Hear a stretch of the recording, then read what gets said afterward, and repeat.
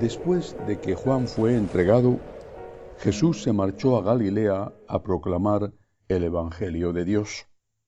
Decía: se ha cumplido el tiempo y está cerca el reino de Dios. Convertíos y creed en el Evangelio.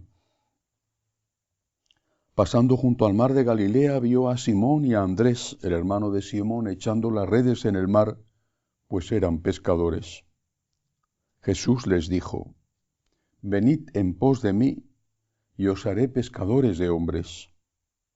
Inmediatamente dejaron las redes y lo siguieron.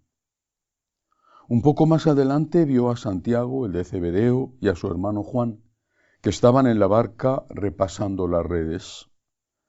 A continuación los llamó, dejaron a su padre Zebedeo en la barca con los jornaleros y se marcharon en pos de él. Palabra del Señor. Gloria a ti, Señor Jesús. Seguimos avanzando en las celebraciones del tiempo ordinario. Estos primeros días, estas primeras semanas, están destinadas a presentar el inicio de esa vida pública de Jesús. Y dentro de ese inicio figura en un puesto destacado la elección de los apóstoles de entre el grupo de los discípulos. Pero primero conviene darnos cuenta de en qué consistió ese trabajo de Jesús durante la vida pública. Lo dice el texto de hoy del Evangelio de San Marcos. Dice que el Señor se marchó por la Galilea, que era la comarca donde él había pasado casi toda su vida, a proclamar el Evangelio de Dios. La palabra Evangelio significa buena noticia. A proclamar la buena noticia. Y decía: se ha cumplido el tiempo. Está cerca el reino de Dios. Convertíos y creed en el Evangelio. Se ha cumplido el tiempo, está cerca el reino de Dios. No es un mensaje apocalíptico de fin del mundo. Más adelante el Señor dirá: cuando oigáis a unos decir aquí que se acaba, que tal, no tengáis miedo. Se ha cumplido el tiempo hace referencia probablemente a cada uno de nosotros. Cuando pasa la vida, te das cuenta de lo corta que es la vida. Claro, para algunas personas puede ser demasiado larga por lo que sufren, pero en general es muy corta. Un salmo dice que la vida pasa en su mayor parte sin darse cuenta y que el más robusto llega hasta los 80 y que lo normal es morir a los 70. Y es la realidad. La vida se nos escapa. Cuando tienes una edad no solo adolescente, sino juvenil, incluso la primera parte de la edad madura, haces promesas, por ejemplo, una promesa de amor a una muchacha, a un muchacho, y le dices: te voy a querer toda la vida. Te voy a querer toda la vida. En ese momento quizá en tu subconsciente signifique: te voy a querer por la eternidad. Para siempre, decimos. Pero el para siempre pueden ser 10 años, 5 años, 40 años. El Señor nos lo dice, y nos lo dice con amor y por amor. Se ha cumplido el tiempo. Está cerca el reino de Dios. Pero después, ¿qué añade? Convertíos, convertíos. Convertirse significa volver al amor primero. Conviértete, vuelve al amor primero. Al amor primero que la mayor parte de los casos de nosotros los católicos posiblemente estuvo en la infancia o en la adolescencia, la primera adolescencia, ese amor primero con el que íbamos a misa con nuestros padres, éramos devotos, incluso ejercíamos de monaguillos, Y después la vida te llevó por otros sitios o te dejaste llevar por otros sitios y te alejaste. Conviértete, vuelve al amor primero. Vuelve a aquel que dio sentido a tu vida y que da sentido a tu vida. Muchas veces medito en esta frase de un escritor francés converso: ¿qué he hecho del niño que fue? ¿Qué he hecho del seminarista que fue? ¿Qué he hecho del joven sacerdote que fui? Conviértete, nos dice el Señor, y lo dice por amor a nosotros. Y añade: creed en el Evangelio. ¿Qué significa? ¿Cuál es la buena noticia que anuncia Jesús? No es Dios existe, porque todos los judíos creían en la existencia de Dios sin ninguna duda, y la mayor parte de los paganos. ¿En qué consiste entonces la buena noticia? ¿Dios existe? Sí, y Dios es amor. Dios es misericordia. Hay vida eterna. Esta es la buena noticia. Se ha cumplido el tiempo. ¿Cuánto tiempo te queda? Toda la vida. ¿Y cuánto va a ser toda la vida? ¿Cuánto va a ser? Voy a cumplir 70, mi padre murió con 79. ¿Cuánto tiempo me queda? Toda la vida. ¿Y cuánto es? Se ha cumplido el tiempo. Prepárate para la vida eterna, porque existe la vida eterna. Hay una frase, no recuerdo el autor, que dice que el hombre es el único animal que sabe que va a morir. No es el único animal que va a morir, sino el único animal que lo sabe, aunque intentemos no pensar en ello. El católico sería el único hombre, quizá no el católico, evidentemente solo, pero ciertamente el católico, el hombre que sabe que va a vivir para siempre, no en la tierra. Y esta es la buena noticia.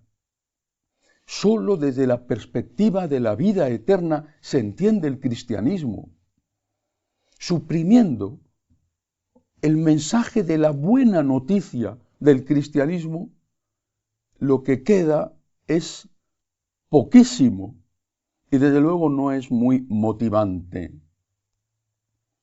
¿Por qué cumplir las bienaventuranzas? ¿Por qué poner la otra mejilla cuando te golpean? ¿Por qué dar de comer al hambriento? ¿Por qué cumplir tus votos? ¿Por qué? Porque hay vida eterna.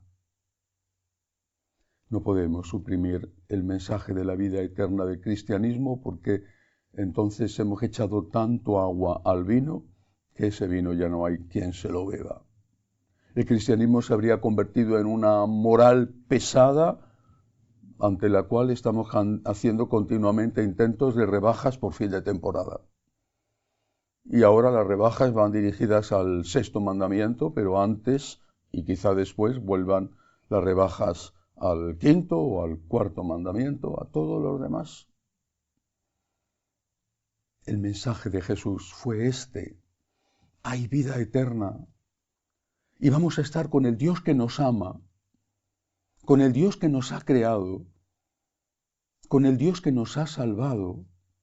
Conviértete para poder disfrutar con Dios de esa vida eterna, porque de lo contrario tendrás vida eterna igual, pero no será con Dios tu Padre, sino con el demonio. Y sólo así se entiende el apostolado, es decir, la llamada, la vocación. No se encuentra Jesús con personas que no tienen nada que hacer, con desempleados que están en la plaza esperando a que alguien le llame para darles una ocupación. Se encuentra con gente que tiene un proyecto de vida y que, quizá con alguna excepción, como San Mateo, era un proyecto de vida bueno. Pedro, casado, con una hija, Andrés, del cual no sabemos cuál era su estado civil, pero ciertamente era como su hermano, Pedro, un trabajador por cuenta propia, tenían una barca. Santiago y Juan, los 4 que cita el Evangelio de hoy, los 4 primeros, Santiago y Juan, hijos de un dueño de una o varias barcas. Dice el Evangelio que dejaron a su padre con los jornaleros, alguien que tenía empleados. Claro, no sería el hombre más rico de Israel ni el hombre más rico del Imperio Romano, no cabe duda. Pero tenían un proyecto de vida. ¿Por qué renunciar a un proyecto de vida? ¿Por qué renunciar a sueños, a ideales, a proyectos, a planes? Que es mucho más difícil renunciar a eso que renunciar a realidades, porque las realidades siempre son grises. Y los planes y los proyectos siempre son color de rosa. Los planes y los proyectos siempre son maravillosos, aunque sí, te plantees teóricamente que bueno, que algún problemilla habrá. Las realidades demuestran que los problemas son muchas veces más frecuentes que las cosas buenas. Esta gente tenía un proyecto de vida, estaba viviendo, eran jóvenes. ¿Y qué les dice Jesús?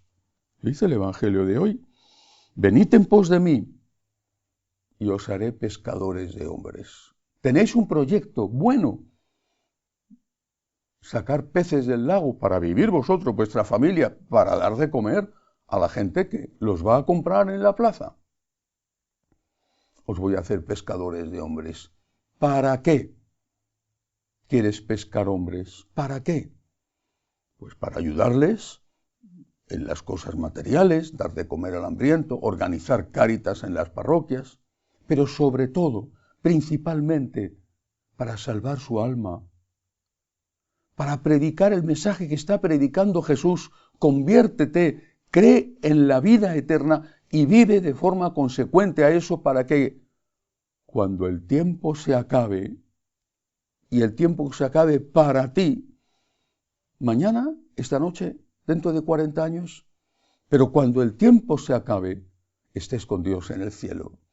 ¿Es que acaso eso no es más importante? Aquellos lo entendieron. Dijeron, sí, tenemos unos planes y ya tenemos un principio de vida por delante.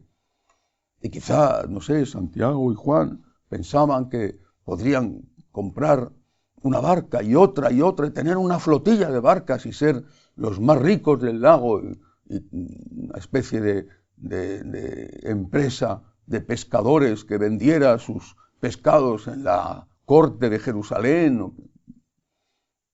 ¿Y qué? ¿Y qué? ¿Y para qué sirve eso? Posiblemente además no lo hubieran conseguido, pero en caso de que lo hubieran conseguido, ¿y qué? ¿Y para qué sirve eso? ¿Para qué? Vuelvo a decir, si alguna vez has pensado, has sentido la llamada de Jesús, si alguna vez le has dado a Jesús la oportunidad de que tocara tu corazón, no cierres esa puerta, porque el Señor te necesita, pero porque es el camino de tu propia felicidad. Siempre he pensado que el alma es como una gran caja que se llena con muchas cosas. Las aficiones, deportes, entretenimientos, el trabajo, los afectos, amigos, familia. Si la caja está llena con esas cosas, incluida la fe practicada bien, cumplir unas normas morales, ir a misa, dar limosna, ser un buen católico. Si la caja se llena con eso, no tienes vocación. El Señor no te está llamando, porque no tienes la base humana para ello. Si la caja con todo eso no está llena, pregúntate qué estás haciendo con tu vida y por qué no estás satisfecho. ¿Por qué no estás contento? ¿Por qué no te sientes en paz? No solo teniendo lo que tienes, sino ni siquiera soñando con llegar a tener lo que quieres tener.